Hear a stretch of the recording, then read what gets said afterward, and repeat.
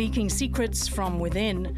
8 Taiwanese military personnel are sentenced for spying for China.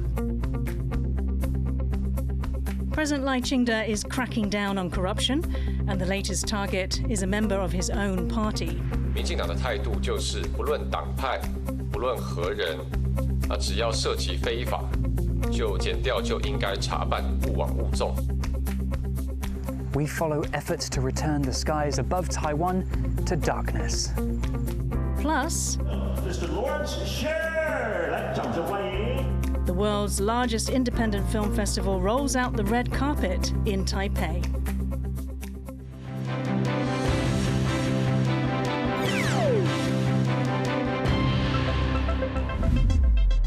A warm welcome to TaiwanPlus News. I'm Yin Khvat. Taiwan's High Court has sentenced 8 people for spying for China. It's one of dozens of espionage cases involving Taiwanese military officers tried in recent years. Leslie Liao is live from Taipei with more.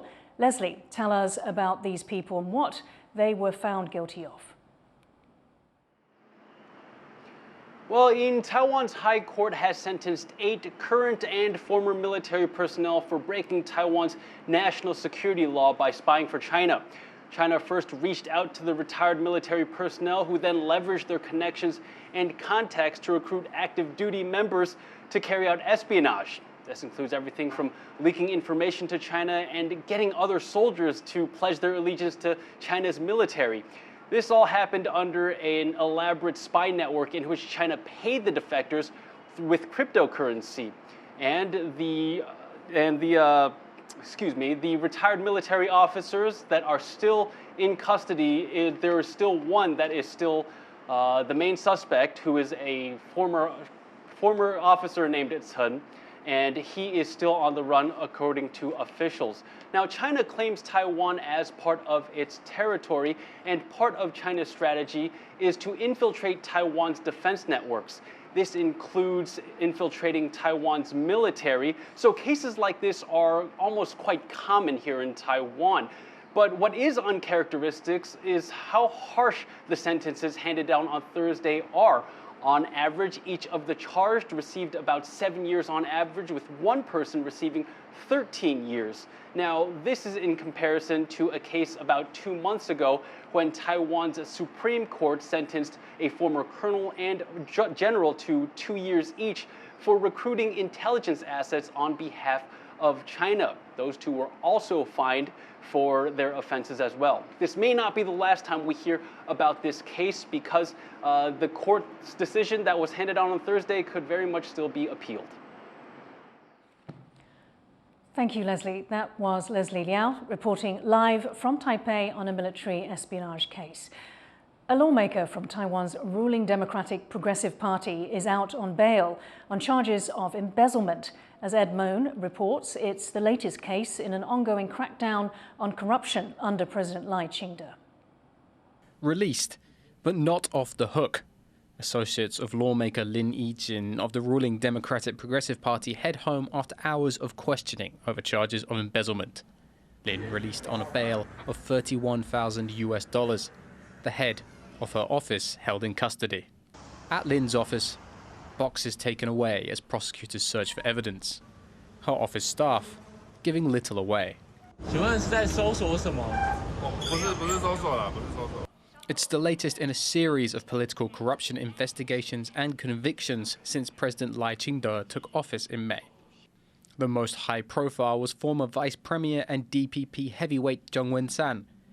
He's being held on suspicion of involvement in an illegal land deal. Then there was the conviction and sentencing of Hsinchu Mayor An Gao to over 7 years on embezzlement charges, and of opposition Kuomintang lawmaker Yin Khvat to over 8 years for corruption. Both of them are free while they seek appeals. Since taking office, Lai has spoken publicly about the need to eliminate corruption from Taiwanese politics. Previously as Tainan mayor, he made a name for himself with an 8-month-long boycott of the city council over vote-buying allegations against the speaker. Lai's zero-tolerance stance on corruption was reinforced by a party spokesperson for his ruling DPP. 赖清德主席也已经公开的来谈论过，民进党的态度就是不论党派，不论何人，只要涉及非法，就检调就应该查办，勿枉勿纵。 And this latest case is unlikely to be the last. With prosecutors cracking down on potential corruption, no one can be sure who'll be next. Chris Ma and Ed Moon for TaiwanPlus. 7 people, including 2 township magistrates, have been arrested in a corruption investigation in central Taiwan. After searching dozens of offices, investigators say they found nearly $230,000 worth of cash connected to an embezzlement ring. They allege that township officials in Yunlin and Zhanghua counties stole those funds from 2 solar panel projects. Prosecutors plan to share more details in the coming days. President Lai has met with former US Ambassador to the United Nations, Nikki Haley, on her first trip to Taiwan. This is a time where we need to be vigilant. We can't wait to see if China invades Taiwan. We need to get in front of the situation now. We need to strengthen our alliances. We need to come up with a plan, and we need to know exactly what our message is going to be to the world. Haley talked about what she calls the moral clarity of supporting Taiwan. In his address, President Lai said that Taiwan aims to stand with democracies around the world. At an Indo-Pacific Security Conference in Taipei earlier in the week, Haley said the United Nations should stop ignoring Taiwan and welcome the country as a full member. Taiwan's cabinet has approved plans to spend a record amount next year. Most of the over $98 billion budget will go towards social welfare projects, followed by education, science and culture. The third largest category is economic development, which includes roadworks and pedestrian safety projects. Waterworks spending is also expected to rise after heavy flooding from Typhoon Kami. Defence spending will account for almost 15% of the budget, on top of a special allocation for fighter jets and improvements to naval and air combat readiness. A campaign to recall a suspended city mayor is underway, but the first phase of the effort to remove Anne Gao from office failed to gain the 3,500 signatures needed. Campaigners still have other chances to collect names, with the final target more than 350,000 signatures. This week, Gao was sentenced to 10 months in prison for falsely accusing a US-based academic of defamation. She was also recently convicted of corruption in a case involving misuse of public funds while she was a legislator. As cities around the world get bigger and brighter, the light pollution, they admit, encroaches deeper into the natural environment with harmful results. Reese Ayres spent some time with a group hoping to give Taiwan a much-needed glow up by turning the lights down.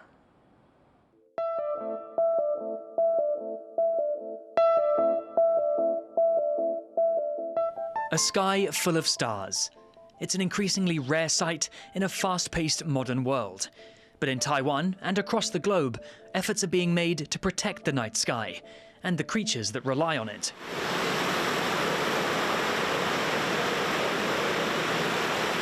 For the Taiwan Dark Sky Association, a branch of Dark Sky International, those efforts begin where the lights are brightest, the city.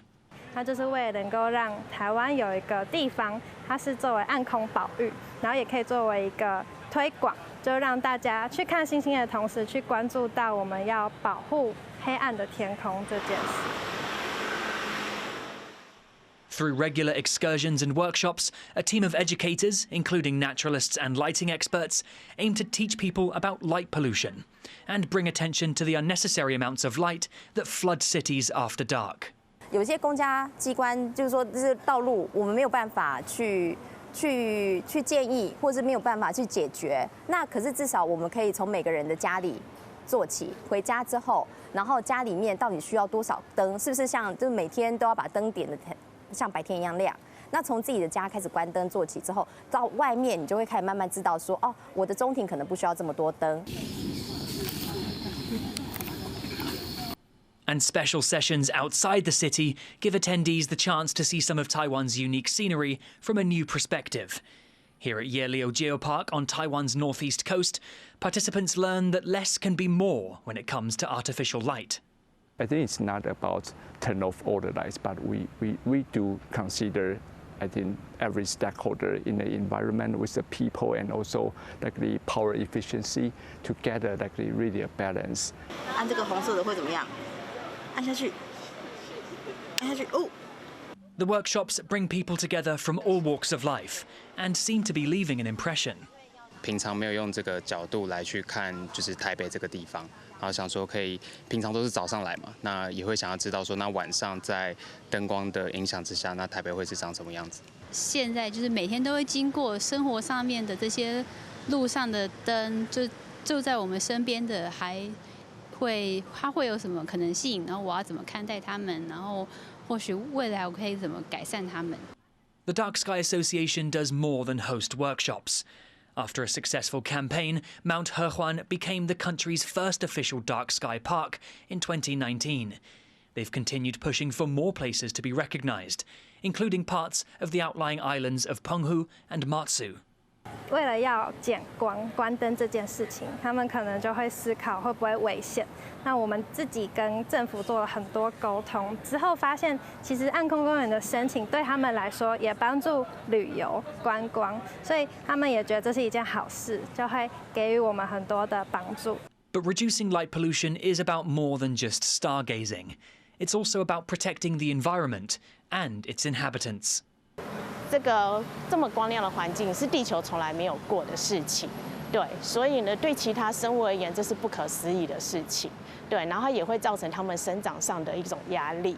这是以萤火虫为例的话，对，当我们越来越亮，我们的萤火虫它就会越来越少，而且呢，你可以把它想象成道路呢会让生物变成生态孤岛嘛，被切割，光一样会对这种昆虫影响。 And humans can expect to benefit from dimming the lights too, as it brings us back closer to our natural circadian rhythms. Most of our physiological function are coupled with light-dark cycle because of the clock. There's an endogenous clock in all the animal and also in plant, invertebrate, everything. Artificial light at the nighttime will disrupt this normal nature light-dark cycle.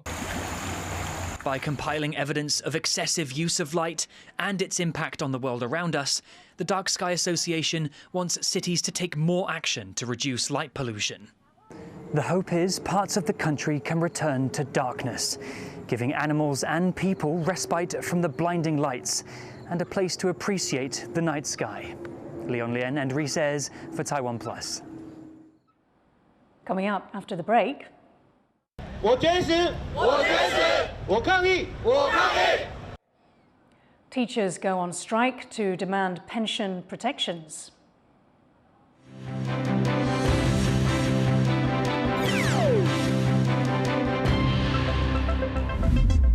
Welcome back to a new season where we will be interviewing representatives of different countries and chambers of commerce.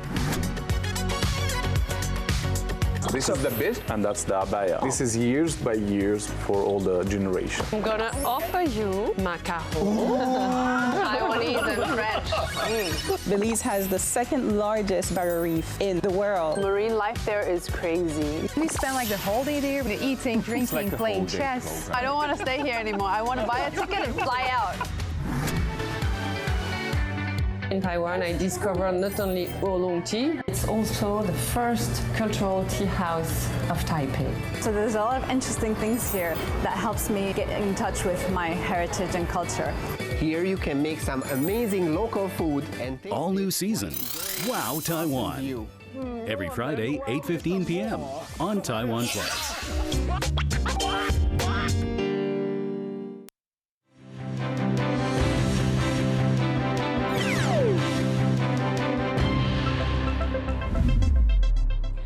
Welcome back. You're watching TaiwanPlus News. Teachers' unions are angry about a government pension plan they say doesn't do enough to protect teachers' retirement funds. They're pushing for a plan of their own and even going on hunger strike to show how serious they are. John Van Trieste reports.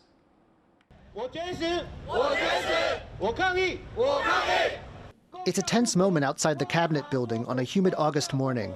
For 2 days, the chair of the National Teachers Union has been on hunger strike over a government pension plan that has teachers worried about their retirements. Today, teachers from across the country have gathered in solidarity in the late summer heat. But once they've shouted their slogans and waved their banners, the question is, will anyone hear their demands? As they stand waiting, a speaker reminds everyone why they're here. They're in favor of following the Civil Servant Ministry's recommendation of a 10-year injection amounting to $992 million into the teacher pension fund. What the government's offered is $607 million over 20 years. While this will mean less short-term spending, the protesters say spending more now will actually save the government in the long run. They say the government plan makes little sense. 整体的施政没有那个逻辑性，我相信只会让基层的公教人员对政府的信赖感会越来越低。 The cabinet's expected to make a final decision sometime today. The assembled teachers and their supporters get down on the baking pavement. This has turned into a sit-in. One protester explains who exactly they're waiting for. 我们想要的是有决策能力的，你派底下的科员啊，派底下的科长，他们都是公务员，都是公务员，都是受命于所谓的长官的指示，他们没办法为我们承诺什么。Finally, the tension breaks. A police officer announces that this is an illegal assembly and warns the protesters to leave peacefully. No one is coming out to talk with the protesters. Other officers close in on the seated group while union leaders decide what to do next. 慢慢带理事长再步行回群贤楼。那拜托我们地方工会的伙伴们，我们做一件事情，我们把正确的资讯传递给我们老师，传递给家长，传递给社会，传递给政府，好不好？好。 In the end, the protesters pack up their banners and signs and leave. But they say this is just the start of their movement. With no signs of either side backing down, this could soon become a headache for Taiwan's new government. Devin Tsai and John Van Trieste for TaiwanPlus. Star power has taken over day 3 of the U.S. Democratic National Convention, with a speech from TV host Oprah Winfrey and performances from John Legend and Stevie Wonder.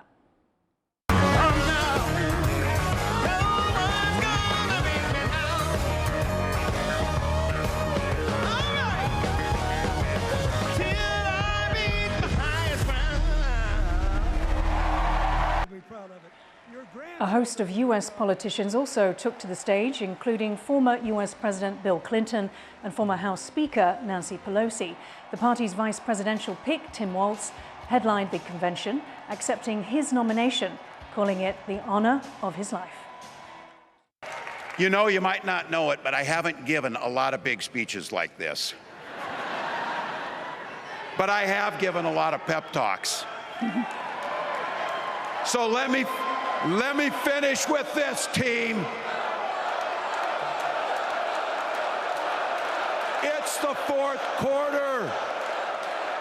We're down a field goal, but we're on offense and we've got the ball. We're driving down the field. And boy, do we have the right team. Kamala Harris is tough. Kamala Harris is experienced, and Kamala Harris is ready. 5 bodies have been recovered from the wrecked superyacht of British tech tycoon Mike Lynch. The Italian Coast Guard has identified Lynch to be among them. Lynch's 18-year-old daughter is the only person still missing after the yacht sank off the coast of Italy in a storm on Monday. Monsoon rains are causing widespread flooding in Bangladesh.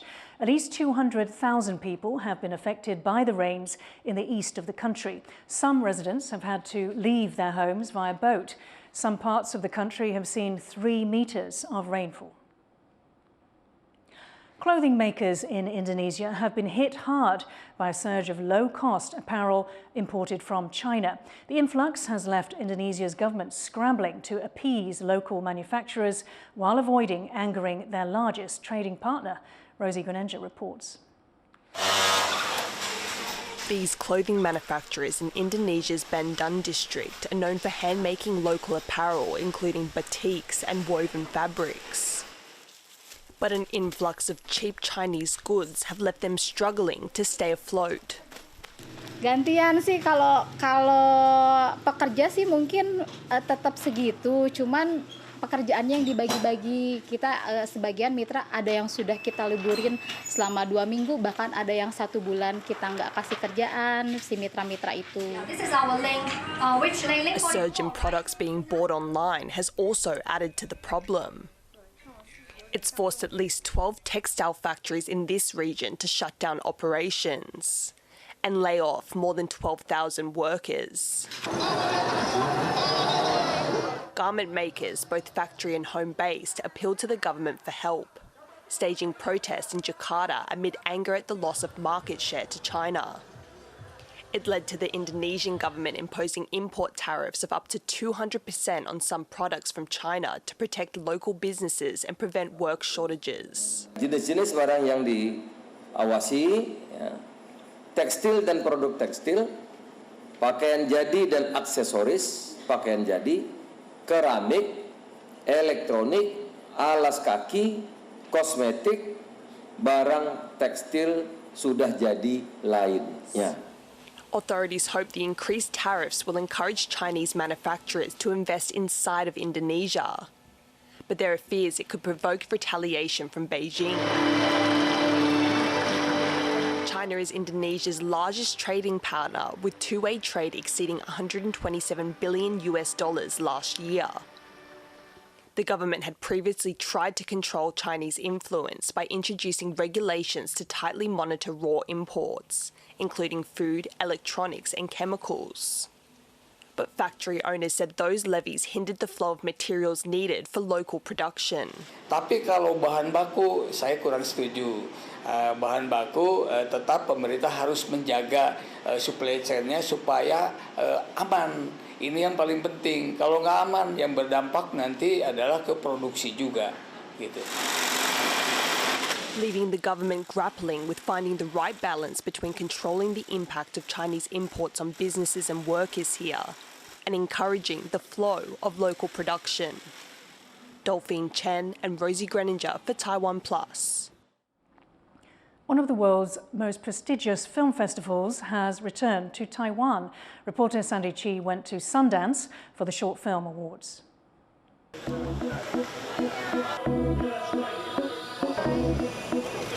Welcome to Taipei! Rolling out the red carpet for the unsung heroes of TV and film. The sound directors, designers and photographers behind hits like Game of Thrones, Thor, The Dark World and The Joker are all gathered here in Taipei for the Sundance Film Festival Asia. Ladies and gentlemen, let's welcome Kim Yatani Heidi Wicker. Sundance is the largest independent film festival in the world. And this year, it's holding its Asia event in Taiwan for the second time. There's so much talent here. There's obviously a great film school system here, which is really cool and exciting to see. And they're just so engaged. And the conversations I see them have with our visiting filmmakers, they're really inspiring to us. We want to be a little bit of everything. There's a place for every kind of filmmaker's work at our festival, and that's what we really want people to know. The festival intends to foster exchanges between filmmakers in Taiwan and the international community. It also provides a vulnerable opportunity to discover and nurture Taiwanese talent. I think one thing as a talent agent that we're always looking for is people who are unique, people who are authentic, and artists who kind of speak to something that feels new and different. That talent was on full display at the short film competition, with a shortlist containing 6 movies by Taiwanese filmmakers. The winner is Lin Qianyu. Among them was 32-year-old Lin Qianyu, whose film Suojiang, about a locksmith, won the prestigious Best Short Film Award. 我觉得是很大的肯定啊，就是自己看的片被不管是评审团还是就是观众们看见，然后被他们支持，我觉得是非常大的肯定，然后也给我更多的动力去继续拍片。 The judges say that every shortlisted film was intriguing and had its own unique voice, but that Suojiang stood out from the rest. I really love, how she plays with the genres. Like she combines, I would say, realism and then fantasy, and also psychological thrillers together. in a very vague and an organic way. I really love the way that she, do the soundings and also like editing everything. It's just like interesting and organic, I would say. The short film portion of the event is finished, but Sundance is just getting started. As this festival short film competition comes to an end, the event shifts to higher gear with an expanded lineup of screenings, intensive panels, and also insightful workshops. We love being here to learn about filmmakers, but also for filmmakers to learn about us, and that's like the best version of this festival experience. And with event organizers bringing Sundance back to Taiwan, it's clear they see the country and its filmmaking talent as a crucial part of that best version. Chris Ma, Patrick Chen, Yusen Lai, and Sandy Chi for TaiwanPlus. Award-winning sound editor Skip Livesey is hoping his workshop at Sundance inspires a new generation of Taiwanese filmmakers. Make film, learn by doing. To me, film is like a craft, like making a table or a chair or a ceramic, or writing. And the best way to learn is to do. Livesey is known for his work on blockbusters like Gravity and No Country for Old Men. He and Taiwanese sound designer Du Duzi hosted a workshop at this year's festival. Du is famous in Taiwan for introducing live recording, synchronized sound and Dolby encoding techniques to local cinema. Thank you for watching TaiwanPlus News. Finally, we take you to the Taipei Arts Festival, where British actor Tilda Swinton is debuting her theatre production embodying Pasolini. I'm Yin Khvat. Take care. See you next time.